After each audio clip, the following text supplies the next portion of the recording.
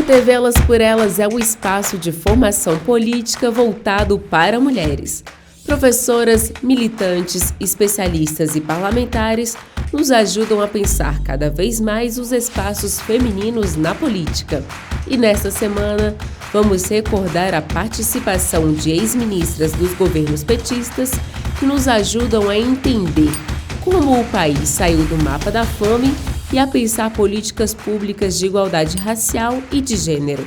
E ainda, elas irão nos ajudar a recordar as conquistas com a implementação do Sistema Único de Assistência Social e discutir políticas públicas para mulheres e violência de gênero. Olá, é uma grande alegria poder me dirigir mais uma vez a todas as mulheres e quem assiste, a TV Elas por Elas. Hoje o nosso tema é Conquistas com a implantação do Sistema Único de Assistência Social no Brasil. Nós falamos, e eu mostrei, a Constituição de 88, mostrei a Lei Orgânica da Assistência Social, que a minha está bem velhinha, inclusive, porque eu uso muito, e esta lei, quando ela foi aprovada, em 93, ela diz o seguinte, que o Brasil deveria criar um sistema descentralizado e participativo da assistência social no Brasil. O nosso maior exemplo foi o SUS, a saúde, Sistema Único de Saúde. Então, o que a saúde fez? A saúde organizou os seus serviços em todo o Brasil, nos municípios pequenos, nos municípios, nas grandes metrópoles, nas capitais. O SUS foi chegando em cada lugar, próximo das comunidades.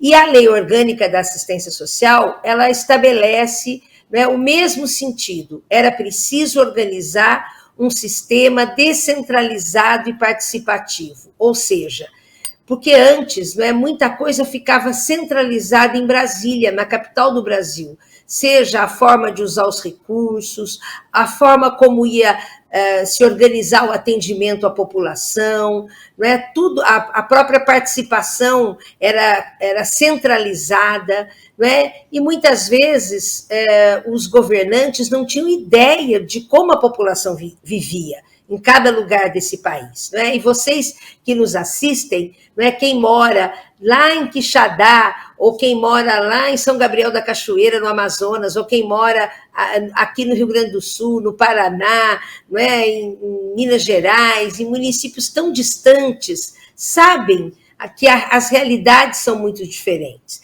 Então, era preciso organizar, estruturar um sistema permanente, que chegasse em todos os lugares para atender a população na forma como as pessoas, as famílias, e aí as mulheres sempre tendo um protagonismo muito grande. E foi assim que esse processo foi sendo organizado, mas ele demorou muito, porque a lei foi aprovada em 93 e só em 2003, que foi o ano que o presidente Lula assume a presidência do Brasil, ele chama a 4ª Conferência Nacional de Assistência Social, porque já se tinha passado 10 anos e os governos anteriores ainda não tinham organizado a assistência social de fato como uma política pública, com serviços permanentes, contínuos.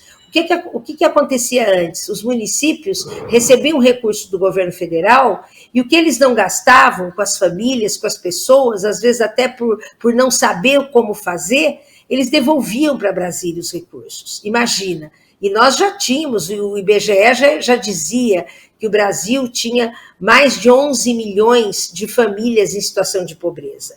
Então, é claro que o presidente Lula, que havia feito as caravanas da cidadania, andado esse país, por isso ele falava que ele ia assegurar alimentação para o povo brasileiro, que ninguém com fome consegue viver bem, consegue trabalhar, consegue estudar, consegue viver na sua comunidade. Então, ele não teve dúvida. Assim que ele assumiu o governo em 2003, quando ele cria o Fome Zero, quando ele cria planeja a unificação dos programas de transferência de renda no Bolsa Família. Ele chama a Conferência Nacional, a 4ª Conferência Nacional de Assistência Social, e, naquele momento, à época, não é, a ministra Benedita da Silva, ela declara a criação, a implantação do Sistema Único de Assistência Social no Brasil, que seria esse sistema descentralizado e participativo. E como naquela conferência nós tínhamos pelo menos 3.000 pessoas vindo de todo o Brasil, usuárias, né, beneficiários do Bolsa Família já, nós tínhamos mulheres, muitas mulheres dos movimentos sociais, nós tínhamos juventude vindo de todos os lugares do Brasil, né? Nós, então, começamos a discutir como é que esse sistema funcionaria, o que é que a gente tinha que fazer, né, para, de fato, organizar a assistência social como política pública. E aí, né, nós, a partir de 2004, quando o presidente Lula cria o Ministério do Desenvolvimento Social e Combate à Fome, né, ele cria uma Secretaria Nacional de Assistência Social para organizar a política de assistência social, cria uma Secretaria Nacional de Segurança Alimentar e Nutricional, uma secretaria específica para cuidar do cadastro único, que foi uma outra coisa muito importante que o presidente Lula fez, não é? Porque havia um cadastro desde 2001, mas esse cadastro não era unificado.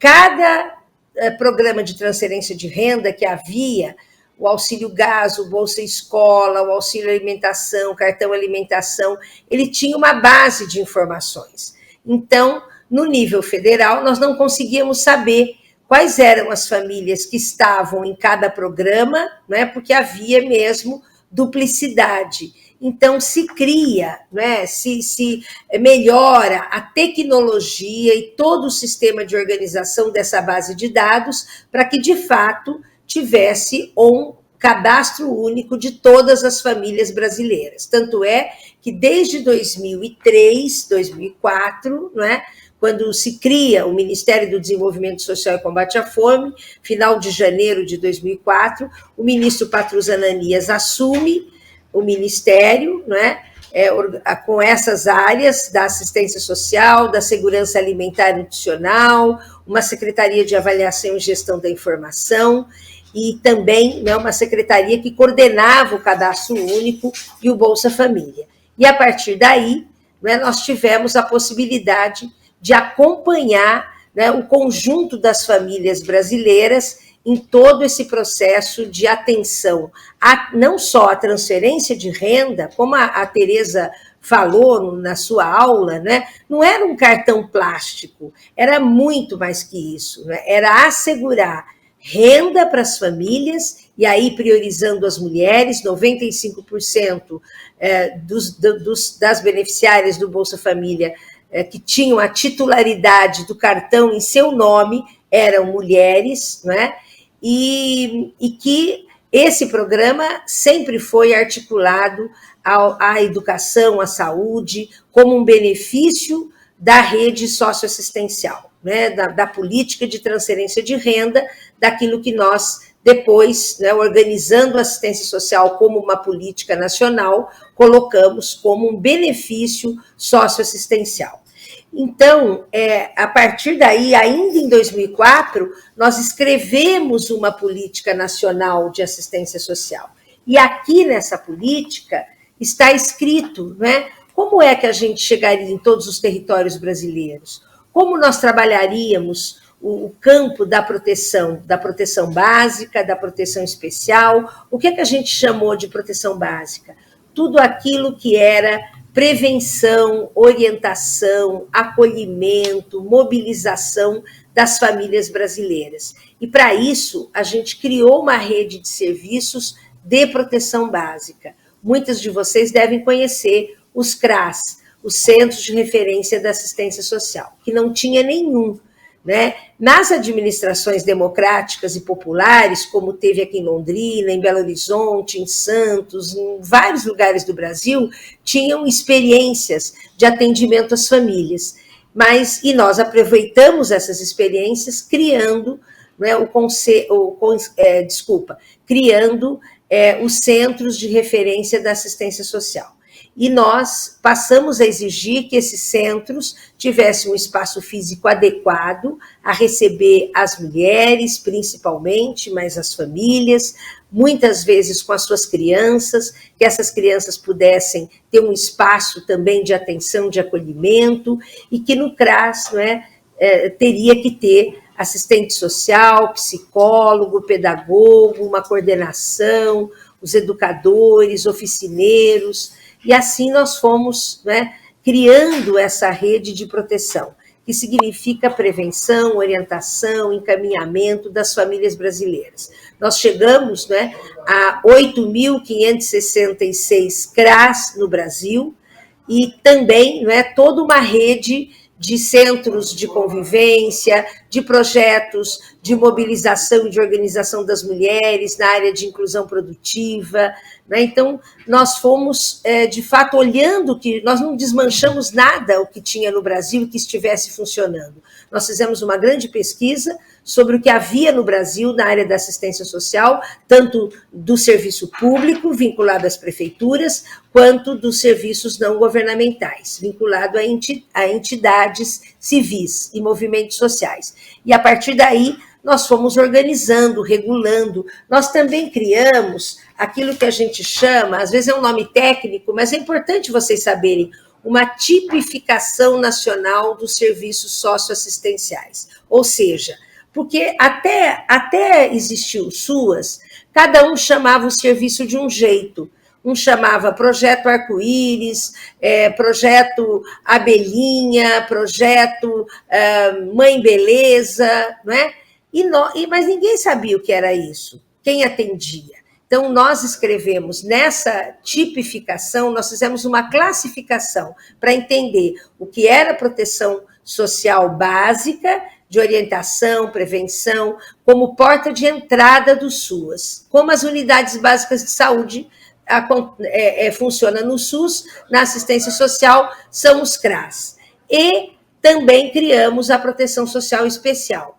E aí nós criamos os CREAS, os Centros de Referência Especializados da Assistência Social, com psicólogos, advogados, assistente social, educadores, já para atender as famílias, as mulheres em situação de risco e vulnerabilidade. Trabalho infantil, abuso e exploração sexual, violência contra a mulher, idoso em situação de abandono, pessoa com deficiência, população de rua, que depois nós criamos os centros POPs, os centros de população de rua, que hoje também nós temos por esse Brasil afora. Nós temos em torno de mais de 3.600 CREAs, e temos também os centros de população de rua, principalmente nas capitais e nas grandes e médias cidades. Depende da organização do próprio município.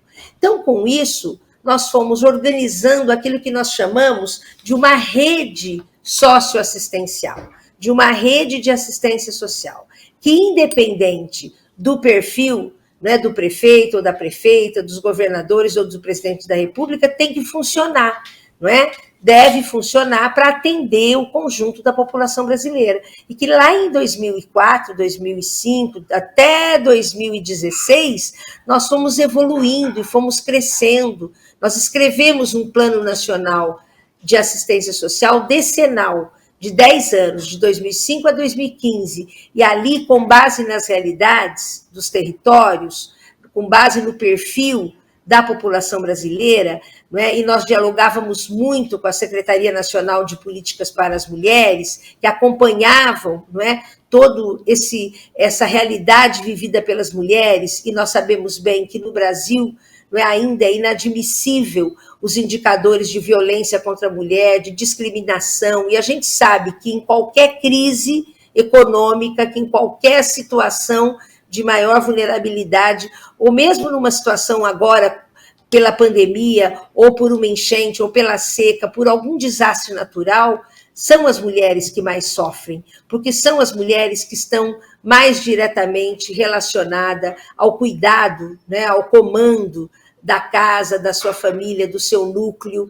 né? Independente da composição familiar. Também na política nacional nós escrevemos o significado da família. Família, né, são aquelas pessoas que, ou por laços consanguíneos, ou por laços afetivos, vivem abaixo de um mesmo teto. Ou seja, nós temos mais de 100 tipos de famílias, né? Às vezes é a mãe com um tio, com um sobrinho, com os filhos. Quer dizer, são muitos tipos de famílias que nós temos no Brasil. E o importante é que essas famílias se sentissem acolhidas, orientadas, encaminhadas. Por isso que era tão importante a gente criar um padrão no atendimento a essas famílias. Não era possível mais o Brasil continuar vivendo com os mesmos indicadores que vinha há décadas. Que era normal as crianças saírem da escola porque estavam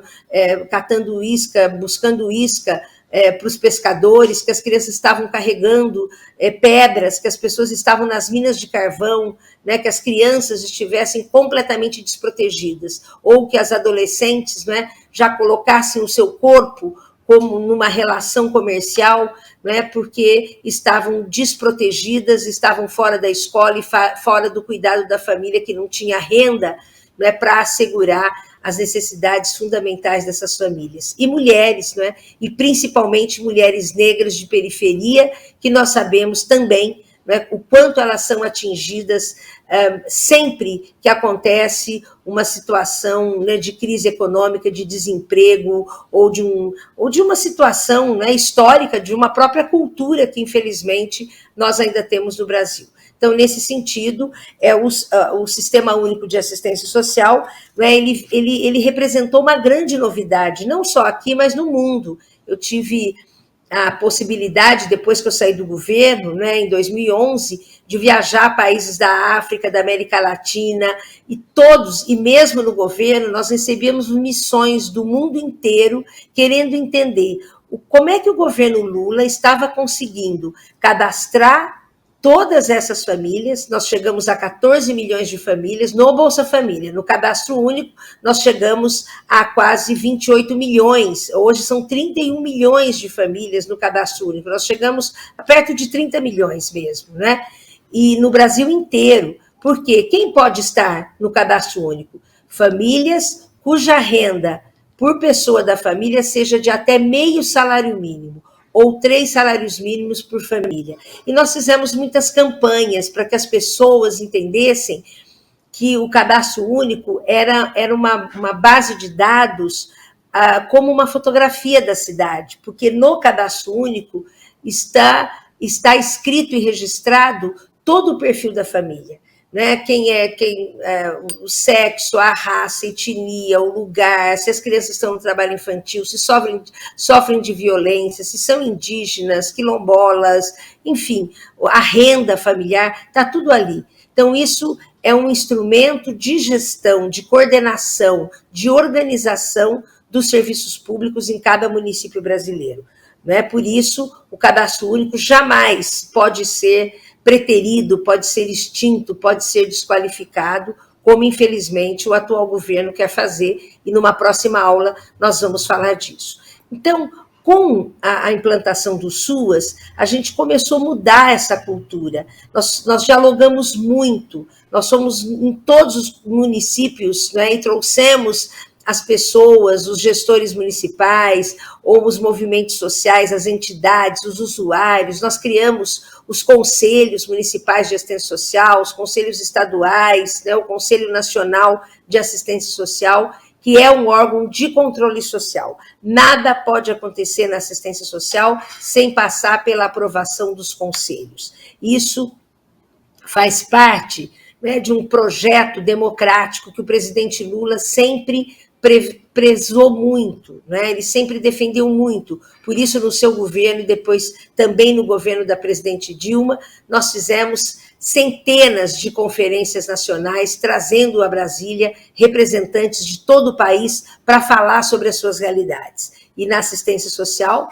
a mesma coisa, a cada 2 anos, realizando as conferências municipais, estaduais e nacional para falar sobre a realidade destas famílias, em relação à renda, em relação ao modo de vida, em relação a todo tipo de desproteção dessas famílias. O que significa, de fato, né, chegar nos 5.570 municípios com a implantação de CRAS, de CREAS, de centros de população de rua, de abrigos, de unidades de acolhimento, de centros de convivência, de centros-dia, não é? E fazendo essa articulação entre os serviços governamentais, vinculados às prefeituras, aos governos estaduais e nacional, e toda essa rede, os serviços não governamentais, da sociedade civil, que, embora, né, não seja público estatal, mas é público, é de relevância pública,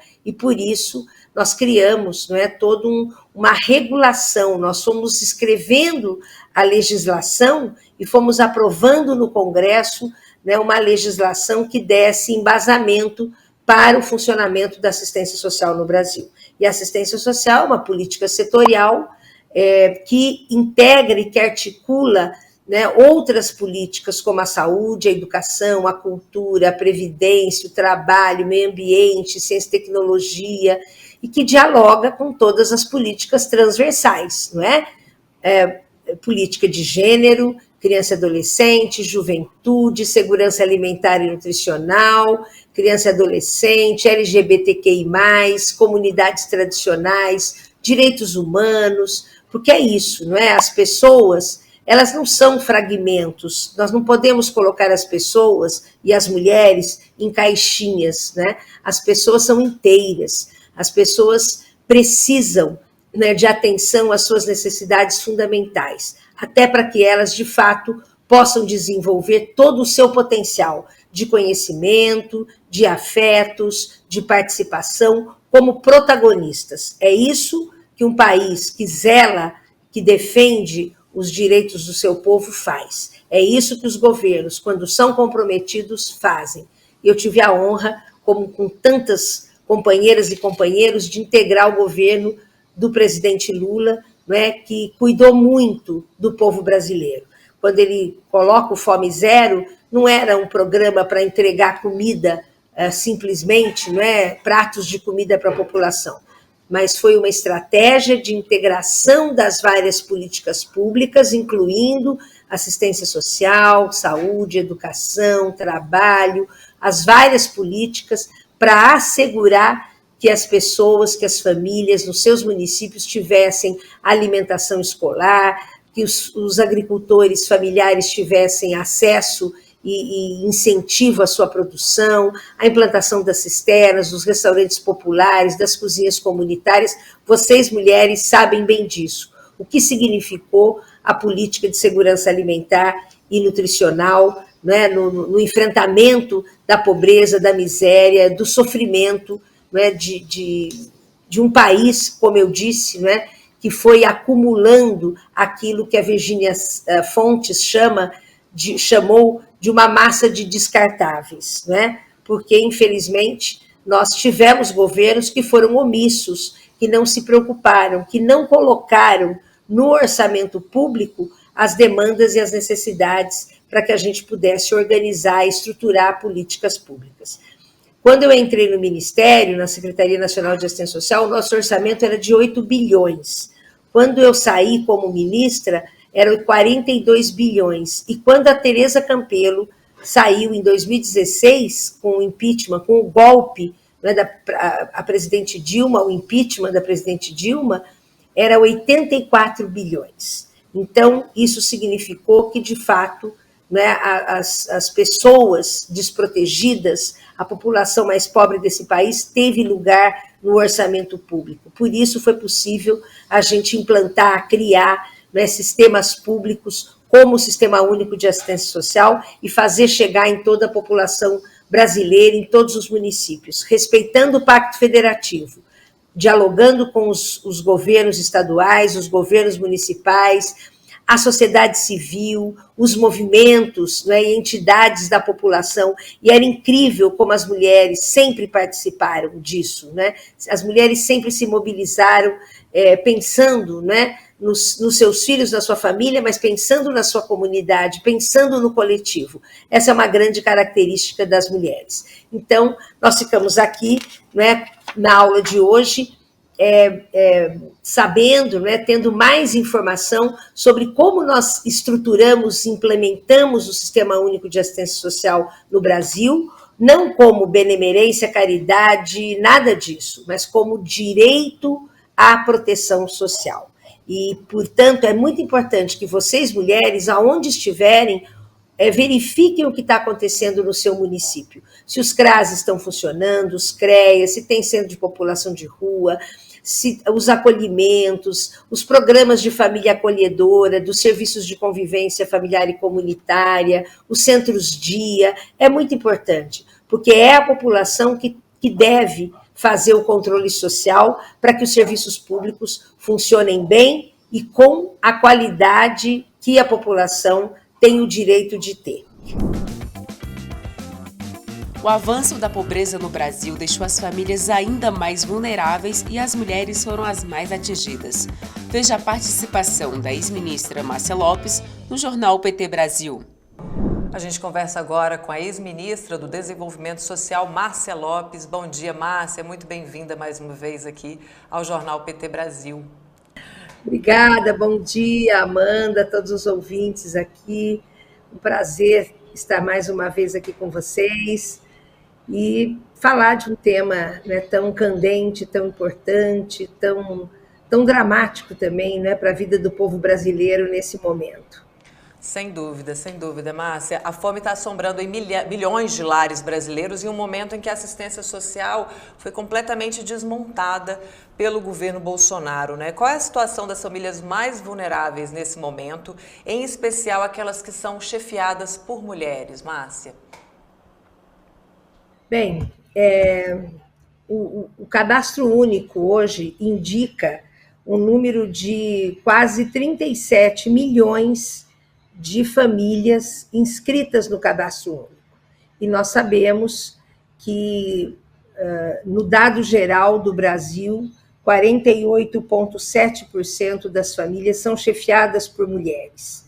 Tanto é que no governo Lula, uma das primeiras medidas que nós tomamos foi justamente assegurar que o cartão do Bolsa Família fosse entregue, tivesse a titularidade, né, com a mulher. 95%, né, das famílias inseridas no então Bolsa Família eram mulheres, né? E mulheres indígenas, mulheres de periferia, mulheres trabalhadoras, mulheres em todos os segmentos e vivendo as mais diferentes situações. E a situação hoje do Brasil é justamente essa. Se temos mais de 36 milhões, né, de famílias inseridas no cadastro único brasileiro, isso significa famílias que ganham até meio salário mínimo por pessoa da família, nós temos praticamente 90 milhões de pessoas inseridas no cadastro único. Isso porque ainda, né, não temos nenhuma certeza de que os cadastros estão atualizados, né?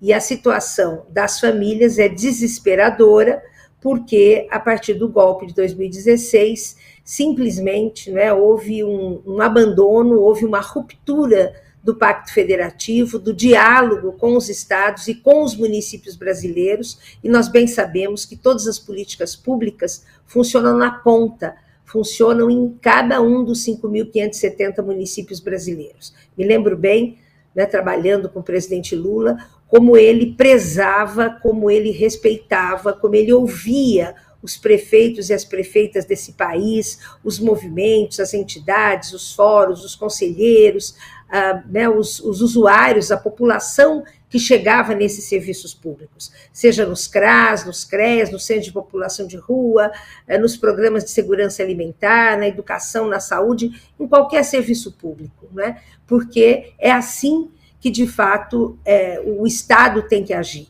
E o que aconteceu depois do golpe foi simplesmente uma ruptura nesse diálogo, nesse respeito e na valorização, né, da força política local de mobilização dos municípios. E por isso, não é, o que os gestores municipais, os trabalhadores foram verificando é um total abandono dos serviços públicos e abandono da população, das famílias. E aí, claro, né, que não foi uma medida só, não foi só o corte na assistência social na ordem de quase 70%, mas também, né, tudo que desencadeou esse processo de decisão política do presidente Bolsonaro em relação a todos os aspectos das políticas públicas.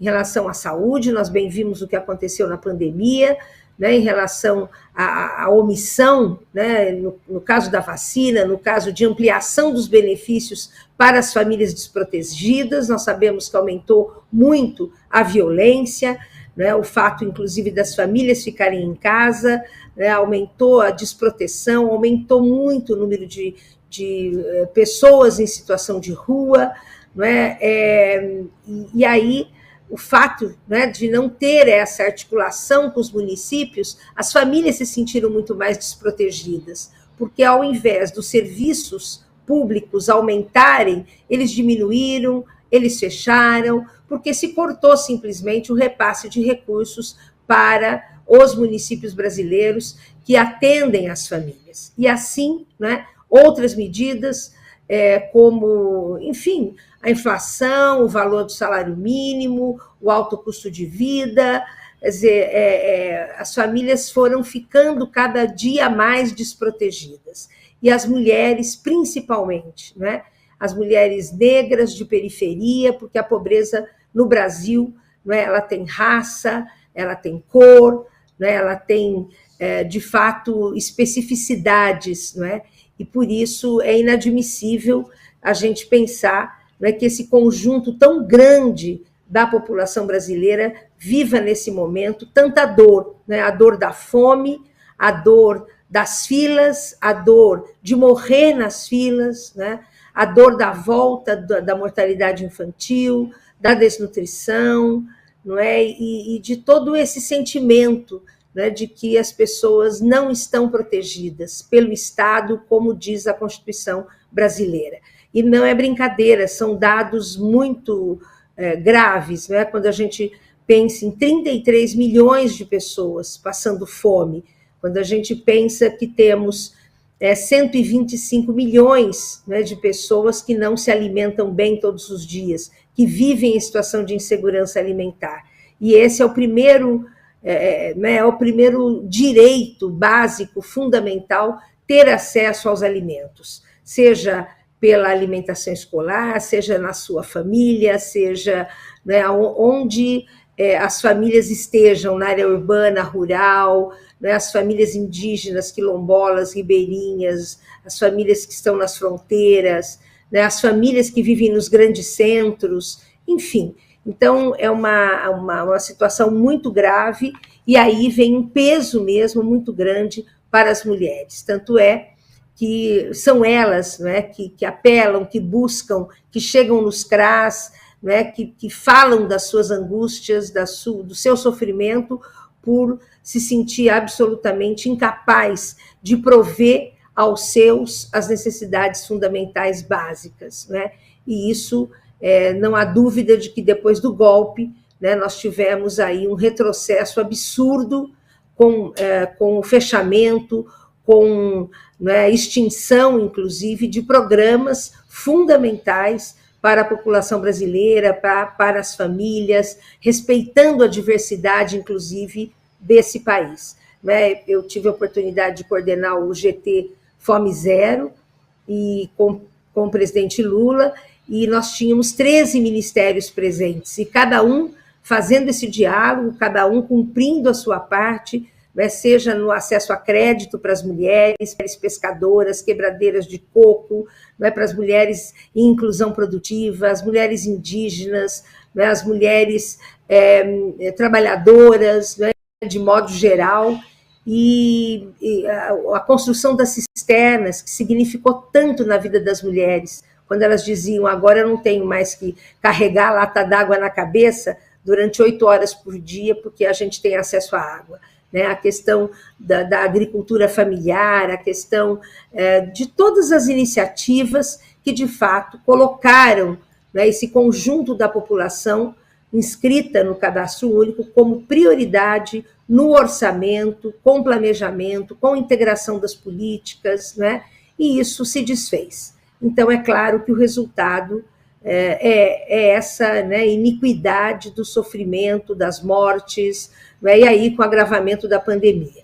Então, é uma situação absolutamente desumana o que está acontecendo hoje no país em relação... Nós não estamos falando de 1%, 2%, 10% da população. Nós estamos falando de mais de 90 milhões de pessoas nesse país. Você assistiu à aula da ex-ministra Márcia Lopes, que falou conosco sobre as conquistas com a implementação do SUAS no Brasil e viu ainda sua participação no jornal PT Brasil. Amanhã é dia de receber Leonora Menicucci.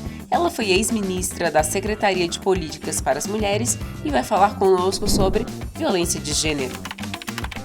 Todas as aulas estão disponíveis na playlist TV Elas por Elas Formação, no canal da TV PT no YouTube ou em formato de podcast no Spotify.